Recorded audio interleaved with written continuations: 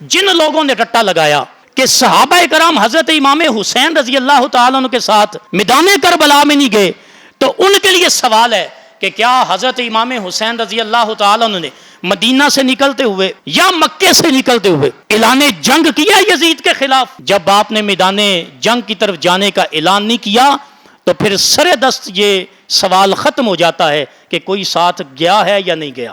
آپ پھر پوچھنے کا حق رکھتے ہیں کہ حضرت علی رضی اللہ تعالیٰ عنہ کے کتنے بیٹے تھے، اس وقت زندہ کتنے تھے؟ جب ان کے بیٹے زندہ تھے تو پھر حضرت امام حسین رضی اللہ تعالیٰ عنہ کے ساتھ وہ کیوں نہیں گئے؟ یوں کہہ لیں کہ حضرت امام حسین رضی اللہ تعالیٰ عنہ کے کتنے بھائی میدان کربلا میں شہید ہوئے ہیں؟ اہل تشیع کے افراد میں سے کسی بھی فرد سے پوچھیں کہ آپ حضرت علی رضی اللہ تعالیٰ عنہ کو مانتے ہو؟ وہ کہیں گے مانتے ہیں۔ ان کی اولاد کو مانتے ہو؟ جی مانتے ہیں۔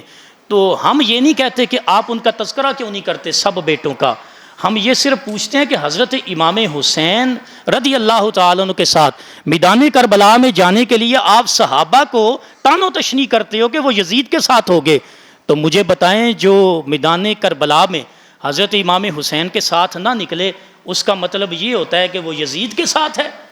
تو پھر بتائیں حضرت علی رضی اللہ تعالیٰ عنہ کے کتنے بیٹے گئے تھے ساتھ؟ میں نہیں کہتا کہ وہ یزید کے ساتھ تھے، لیکن آپ پوچھیں ان سے کہ وہ پھر اس وقت کہاں موجود تھے؟ کیا سارے وصال کر گئے؟ نہیں، سارے وصال نہیں کر گئے، وہ موجود تھے۔ اصل مسئلہ یہ ہے کہ حضرت امام حسین نے جنگ کا اعلان نہیں کیا تھا، آپ نے جنگ کے لیے کسی کو بلایا ہی نہیں۔ اگر حضرت امام حسین کے ساتھ نہ جانا اس کا مطلب یزید کے ساتھ مل جانا ہے تو پھر آپ پتہ کریں حضرت امام حسین رضی اللہ تعالیٰ عنہ کے کتنے بھائی میدان کربلا میں گئے اور کتنے بھائی ساتھ نہیں گئے، اور جو ساتھ نہیں گئے ان کے بارے میں آپ کا کیا خیال ہے؟